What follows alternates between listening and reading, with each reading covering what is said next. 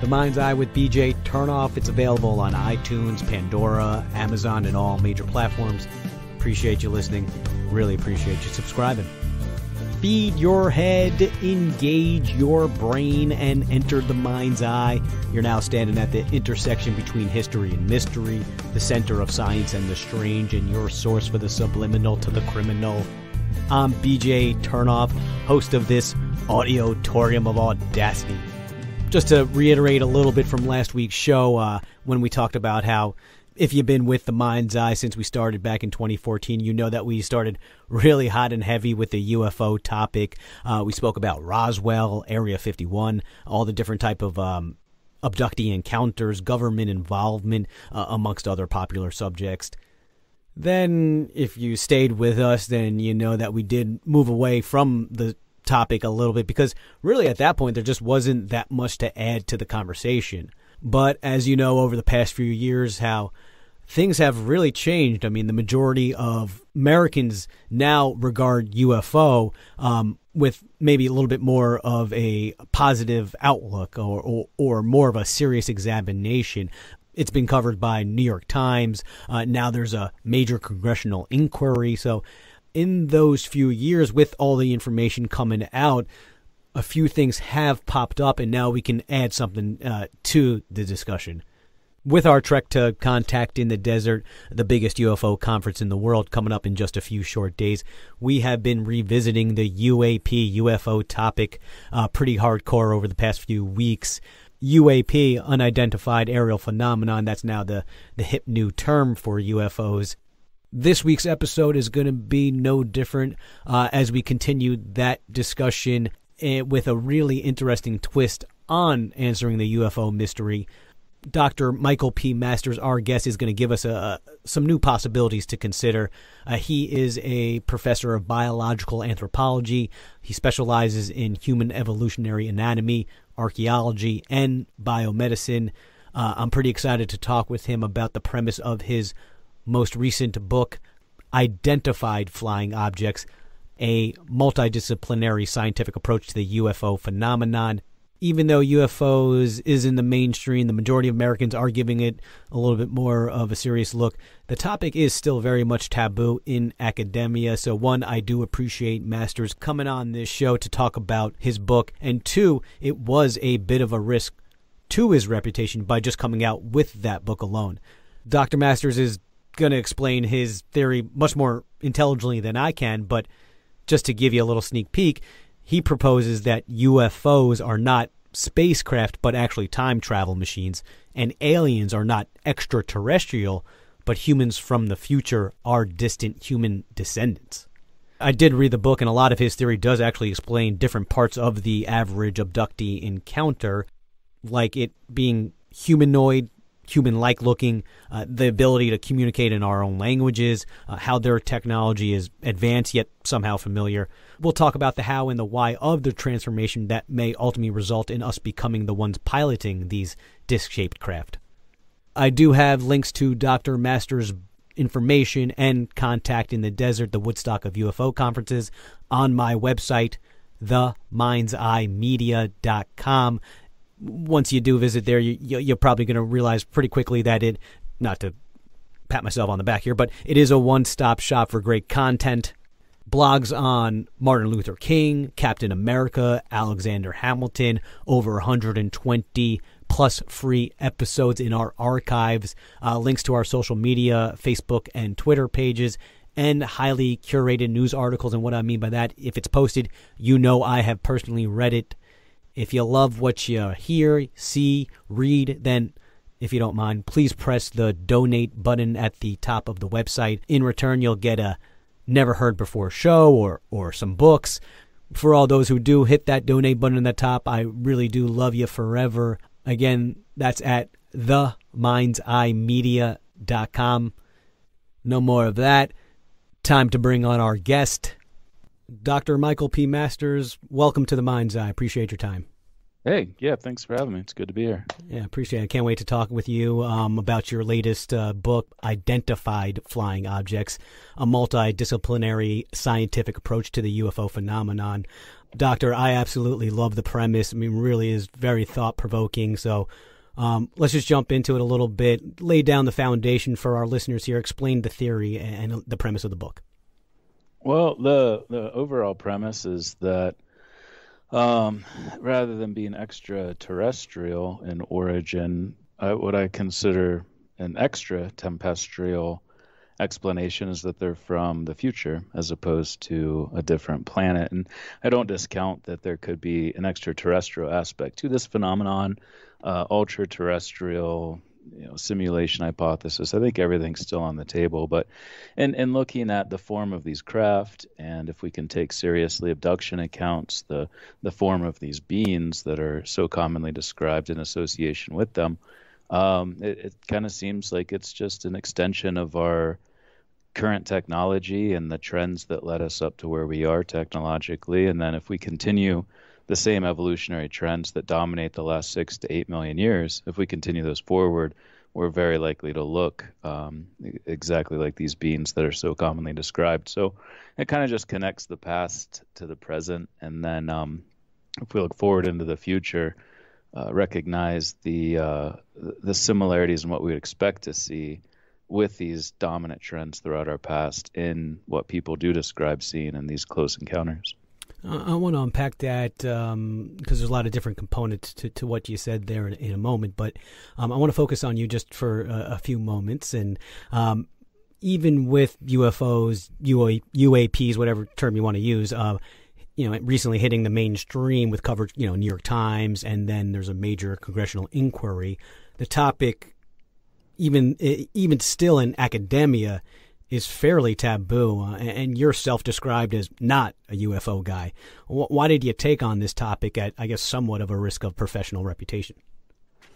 Yeah, no, that's a good question.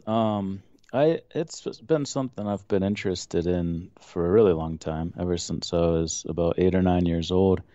And it got to the point where I got tenure. I was promoted to full professor, so there's really nowhere left to go. And the whole point of tenure is to allow people the opportunity to explore things without retribution from their institution or even their department. So I felt like it was an appropriate time to pursue this. And I actually started it before with the expectation that it would take a long time to write the book, and it took way longer than I ever thought. Started in 2012, published in 2019, and by the time I published, I had reached full professor and tenure status, so I had some protections in place. And to be honest, I didn't know what it would be like sticking my head out at that time. It's great to see so much changing around this subject, and I think we'll continue to see that. But when I published in 2019, I really didn't know what to expect. And to be honest, I was extremely happy with the response. It's actually been a positive response. I'm not going to win everybody over, and I don't expect to with something like this. It's kind of pushing the boundaries, but at the same time, that's our job. And it's like I mentioned, that's exactly why tenure exists. It's what we're supposed to be doing, asking big questions, trying to really get at the biggest mysteries of the world and the universe around us. So, I felt it was a good time to do it, and seems to have been the right time because everything is changing around this topic. And like you said, there's a lot happening with mainstream press and the government, AATIP, and the UAP task force and everything else. So it's really great to see. I'm glad to hear that you're getting, overall largely positive feedback from your peers because, we've talked to a variety of academias and professionals over the years, and there definitely has been an evolution in their response. And I'm glad to hear that you're not just probably being embraced by the ufology community, but on some level by your peers. And that's glad to hear that, that change is also taking place as well. Well, I mean, I'd say I was probably more embraced by my peers than the UFO community. Well, they hate each other half the time. So yeah, they're pretty divided. Right. No, and it's funny because they also long for more scientists and researchers to get into this space, but then are finicky about what part of that. And you can't generalize an entire group, obviously. I'm talking about specific people or specific cliques within the UFO community. There's many that are really excited about the changes, the nuts and bolts type group that want to know what they are and really focus on the characteristics. And there's others that treat it like a belief system. And when you're challenging people's beliefs, they get pissed, regardless of who they are or what we're talking about.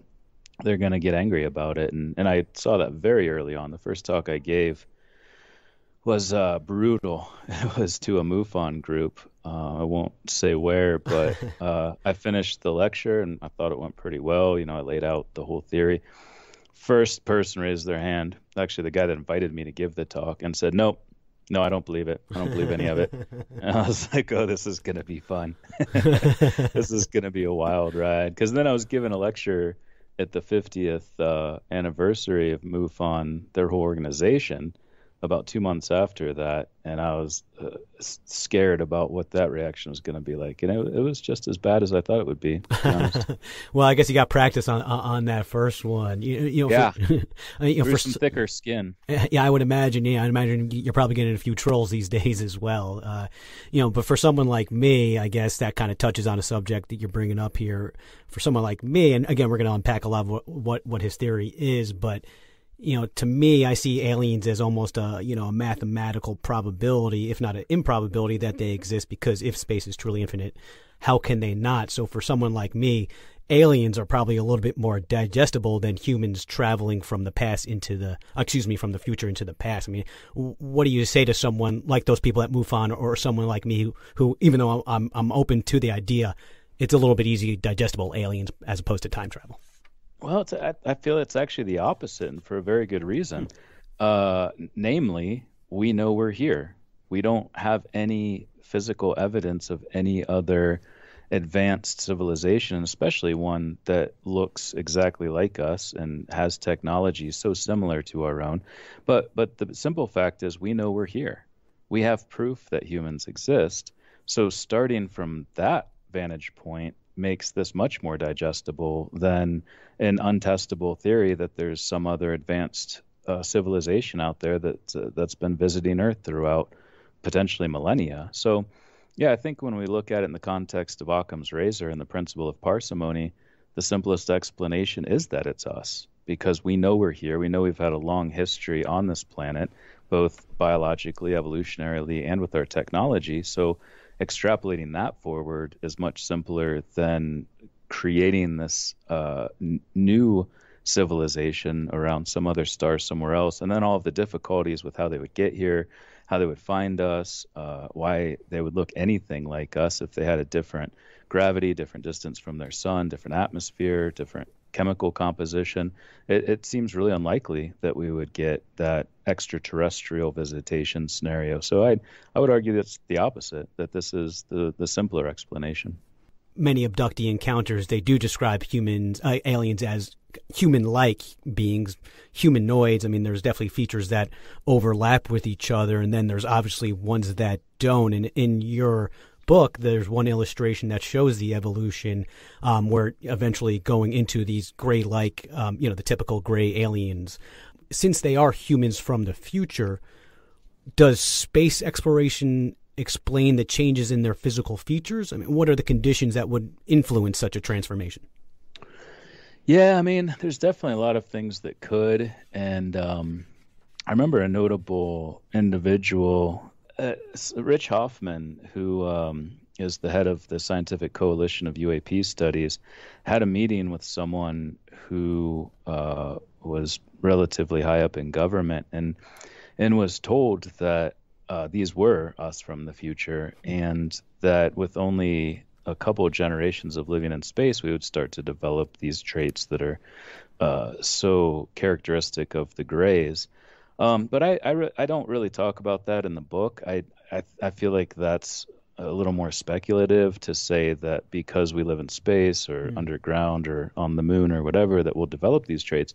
Really, if we just look at the long history of evolution on this planet, the way it's happened, regardless of what part of the world we lived in, what climate, what our political, social, economic situation was, we continued to evolve the same way throughout that time. And the most notable trends are an expansion in our neurocranium and reduction in our face, what we call orthognathism. The face shrunk got out of the way of the expanding brain.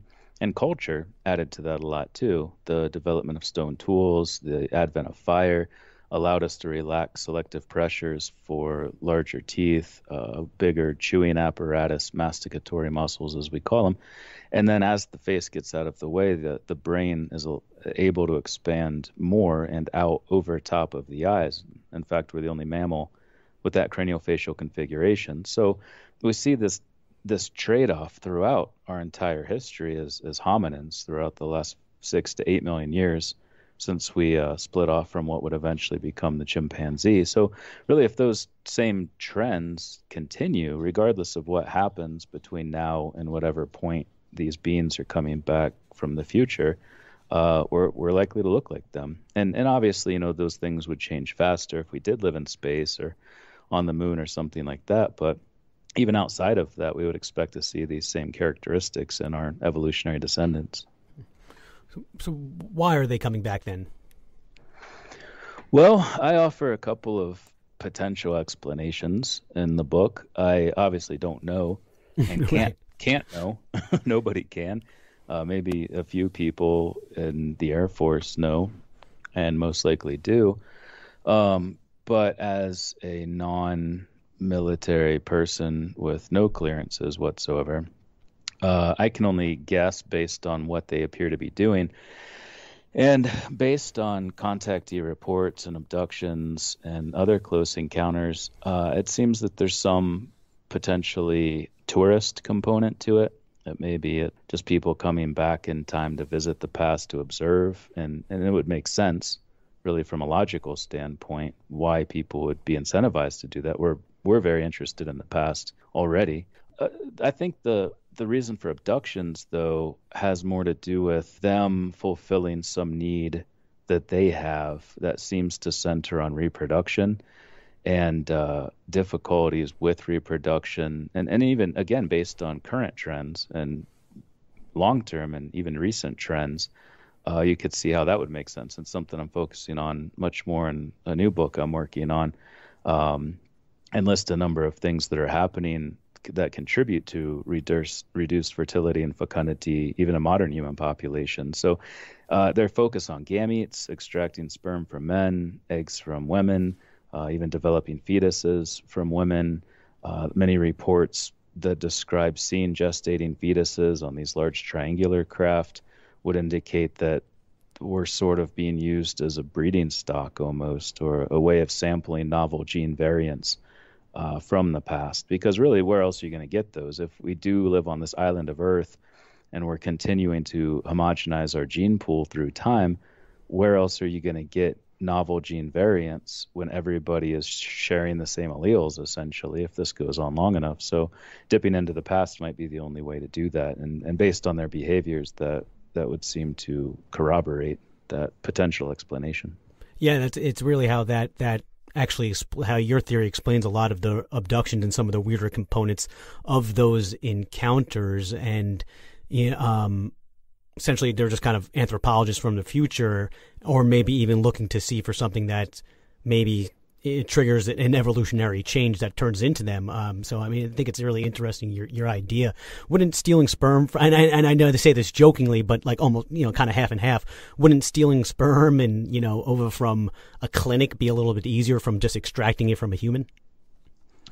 Well, I don't know. If you're going to break into a fertility clinic in a populated area, that almost seems harder than picking somebody up in a cabin in rural Canada somewhere. And it really seems like they're after specific people, specific lineages, potentially specific haplogroups and haplotypes that didn't make it into the future. And it may help explain why a lot of families seem to be parasitized by this phenomenon, where they happen to have some gene variant that's deemed useful.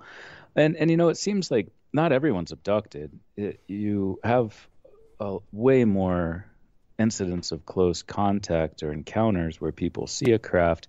A lot of times they'll see these orbs, just these little lights, which I don't know what those are, but I kind of interpret them as scouts or drones to some extent, where they're scanning a person, trying to figure out, if they are a candidate for abduction, if they have something that's useful to these future humans. And again, that's just speculating. I can't know that, but it does seem like they know who they're getting, and they have a reason for taking those specific people, which also might help explain that aspect of it, that they're not just breaking into a sperm bank and smashing through a window and grab all of the sperm they can get, but they're really targeting specific individuals, likely with the technology that allows them to identify health metrics that we could only dream of.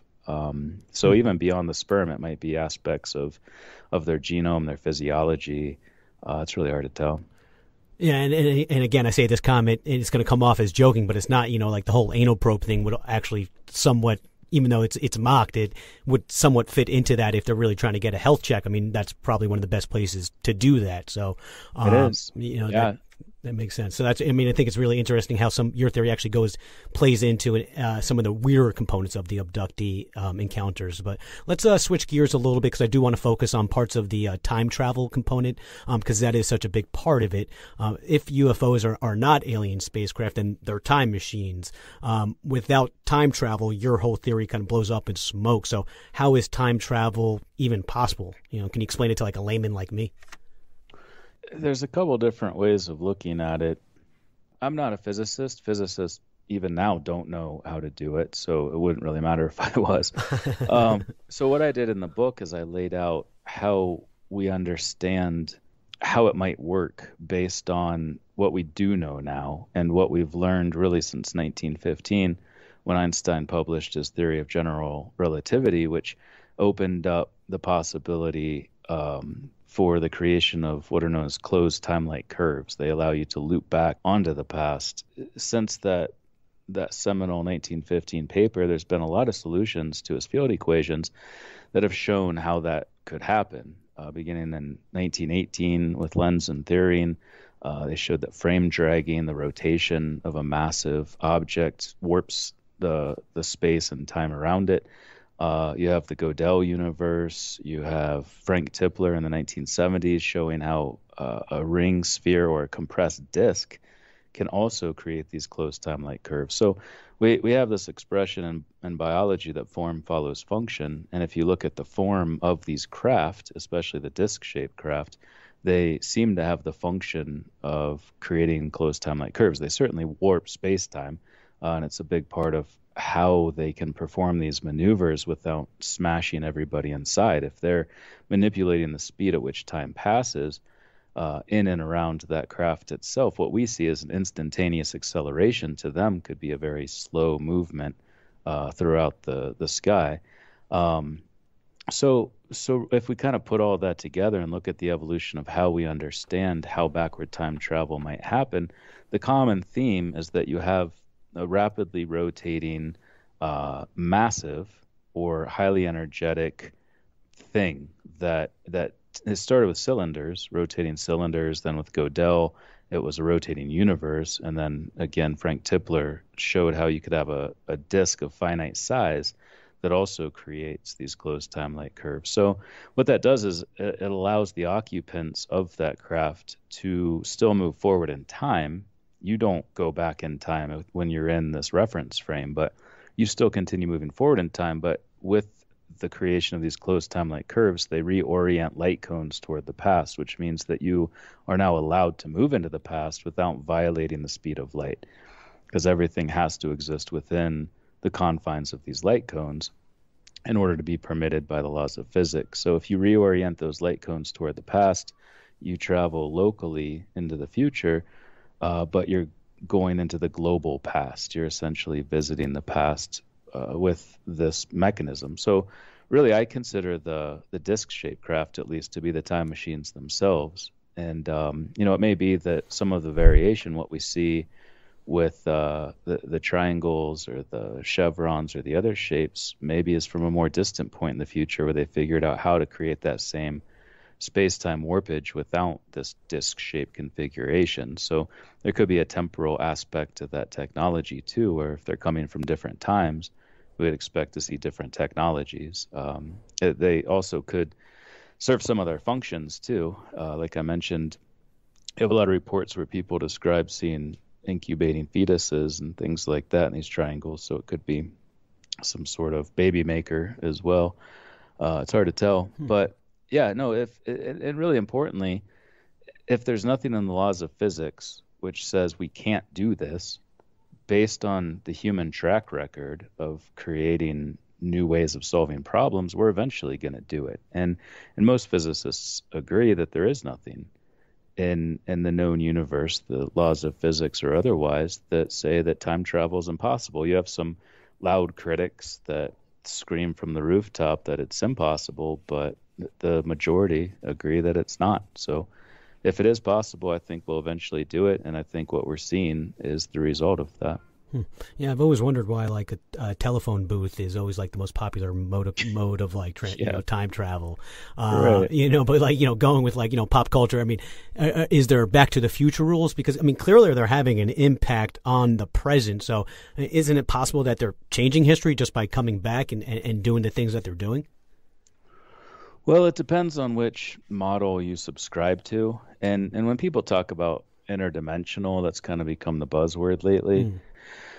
So what we're talking about is still people, still humans from a different timeline in that context. So, and really it comes down to these two competing models, and where you have the block universe, which is currently the dominant model among physicists, where everything from the beginning of the universe, the Big Bang, all the way to the very last moment that matter exists in this universe is just one massive four-dimensional block of space-time. So if you're moving in and around that, there are no causality violations. There's no problems with paradox like you see in Back to the Future, where Marty McFly's disappearing because his parents aren't doing it. I know that you hate that fact that I had to bring that up, and I apologize. No, it's a good example. It's a good example, and we do this all the time in science fiction. We get to something that's a little complicated because most writers don't have PhDs in astrophysics, so they're just like, let's figure this out and we'll write something that kind of makes sense. But then unfortunately people see that and they're like, oh, that's how time travel works. It's not. Spoiler alert, that's not how it works at all. And to be honest, there's ways of doing it that are still equally interesting where you do it well. Futurama, for instance, had I think like 3 PhDs with 50 years combined, most of which at Harvard, who were the writers for that show. And they did it well. They tackled all kinds of different questions in physics, anthropology, and others. Dark is another one on Netflix. I love that German one. show. Yeah, they clearly had consultants for that show because they got it right in the first 2 seasons. And this brings me back to my original point is in the third season, they went with the other model as opposed to the block time where you have the self-consistency. And importantly, and this is something I'd like to emphasize, is that when you go into the past in this block universe model, and this is what I mostly focused on for my book, anything that you do in that past has already manifested itself in the future before you even left to do it. So there's no change. You're just going back to do the thing that you had always done that had this effect. So you're never changing the past. You're never changing the future in any way. You're just an integral part of that, and you connect these different points in space-time, but they remain self-consistent. But season 3 of Dark, they went into this other model that is the many worlds interpretation of quantum mechanics. And for your listeners who have seen this show, they know that season 3 was very different from season 1 and 2 because you have different timelines. And when you have different timelines, then you can have paradoxes.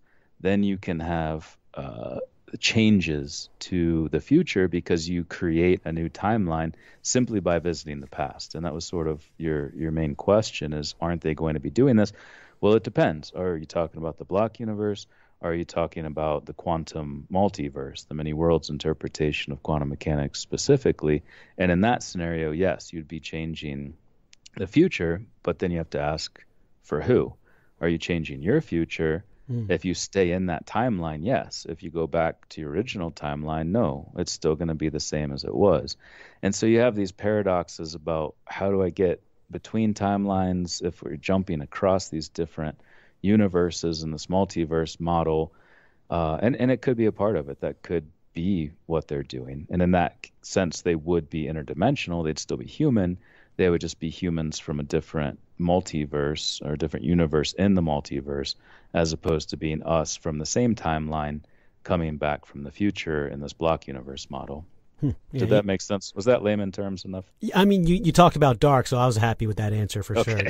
Cool. Well, there's a starting point. No, definitely. Like, oh, okay, I see what he's saying. No, I actually do. That makes sense, and it's funny because I always feel bad for like really smart guys like you, and I ask questions, and I'm like, or and they get the answers. Well, what about Back to the Future? Like that type of stuff. So I appreciate that. That's a good jumping off point for what's a complicated thing.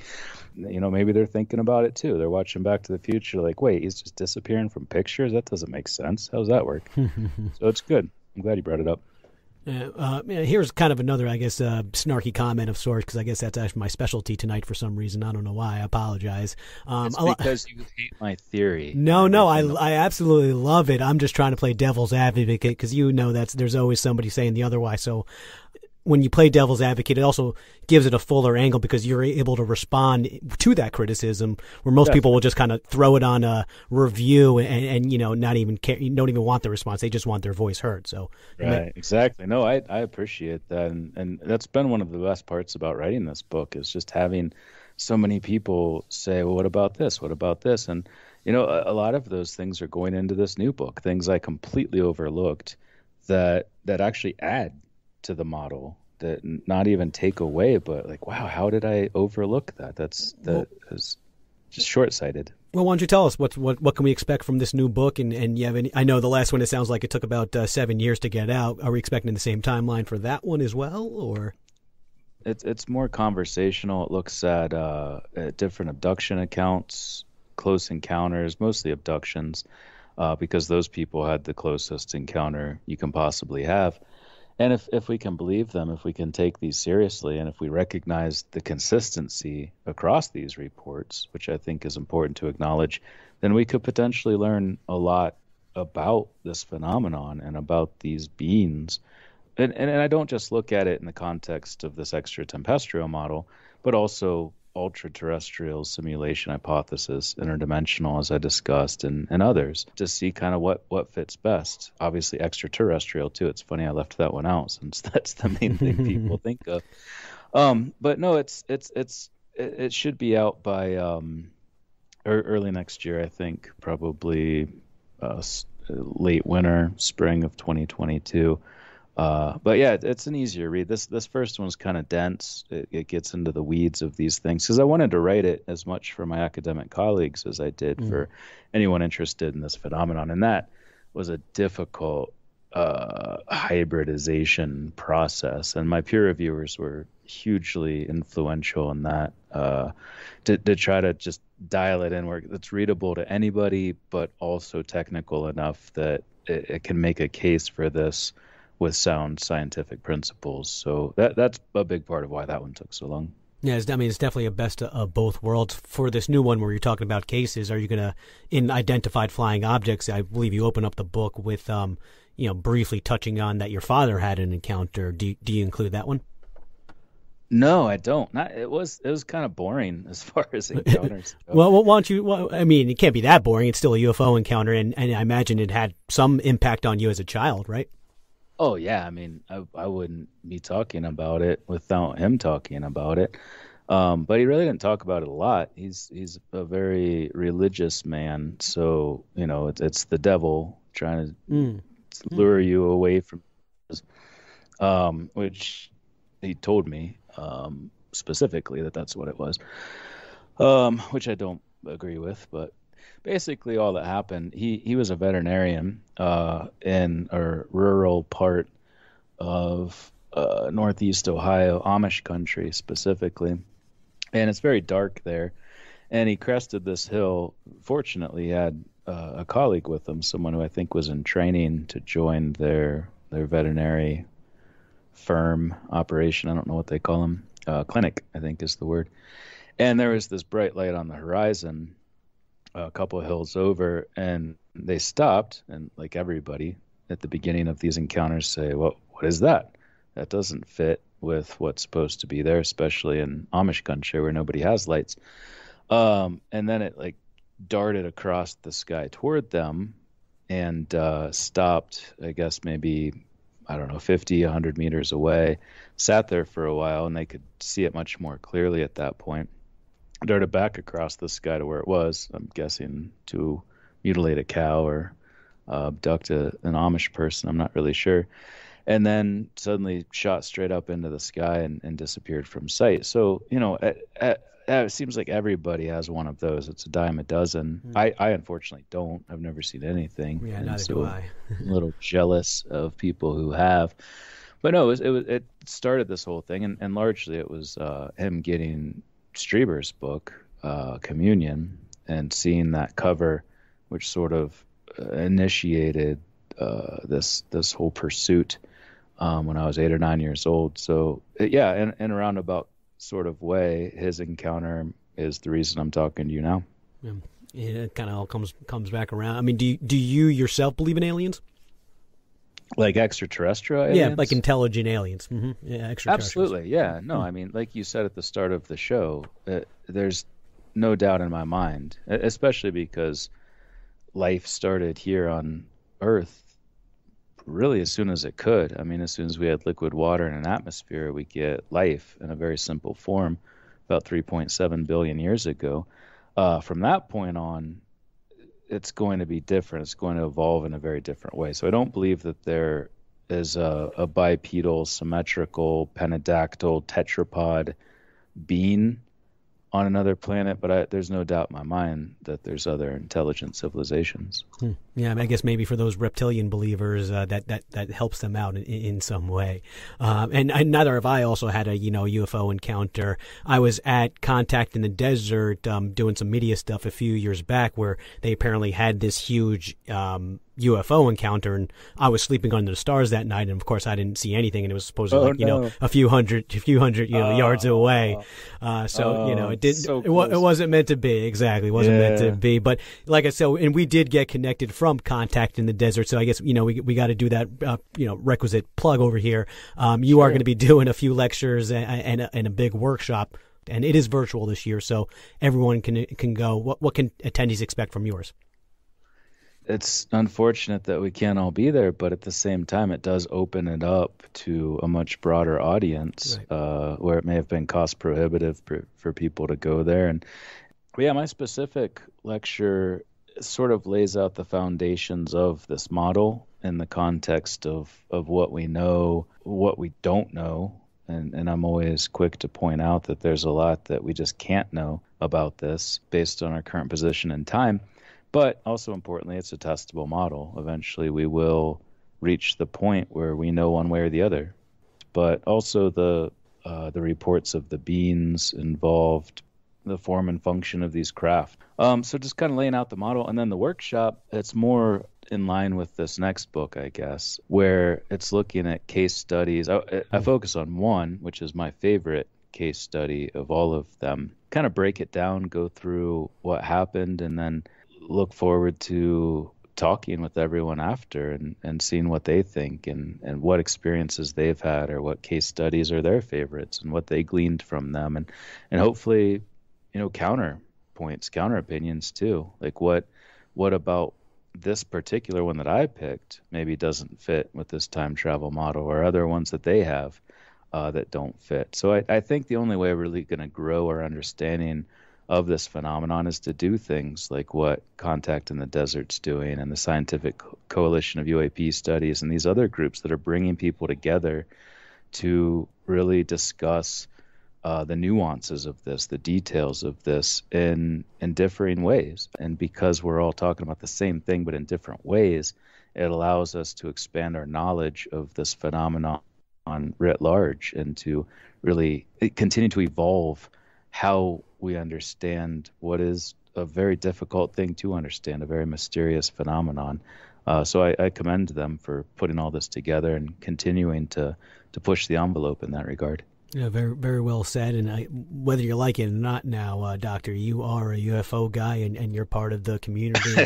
So nothing you can do about that now. Before I let you go, is there any, I know we talked about your future book, but feel free to promote any other project or social media that you got. Well, I did finally start an Instagram page, and I only have like 100 followers. We should do that too here, but yeah, throw that out.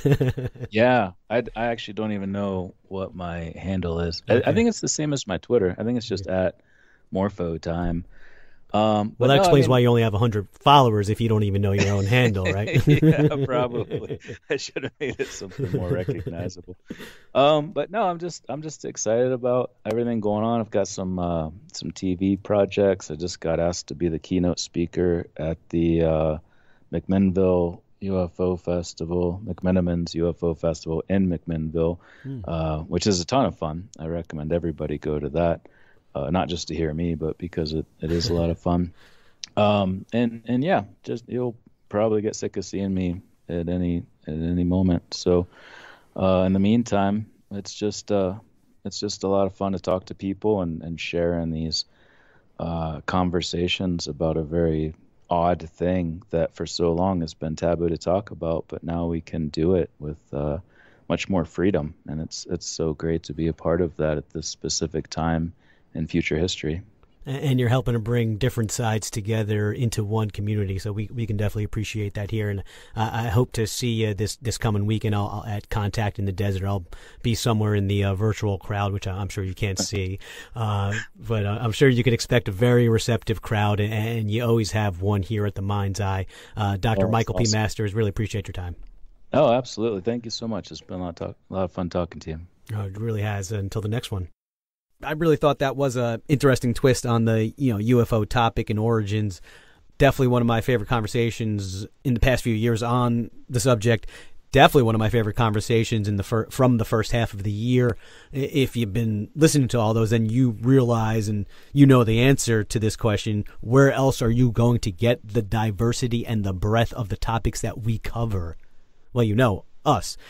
Just in the past 6 months, we have talked about sports corruption, psychedelic medicine revolution, American history and mysteries, near-death experiences, Salvador Dali, true crime cases, science and religion, and so much more.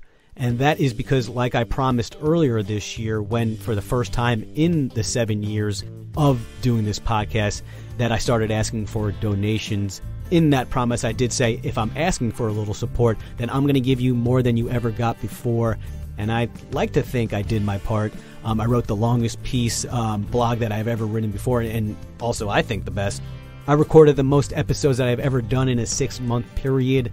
I've worked harder than I've ever done before to give you more than ever. If you've been enjoying it as much as I have and you appreciate it, hit the donate button at the top of my website, themindseyemedia.com. But in return for that hard work, it is time. I do got to take a little bit of a summer break. So I'll see you on the other side of the margarita. Until then, be well and let well be. I'm BJ Turnoff, signing off for the Mind's Eye.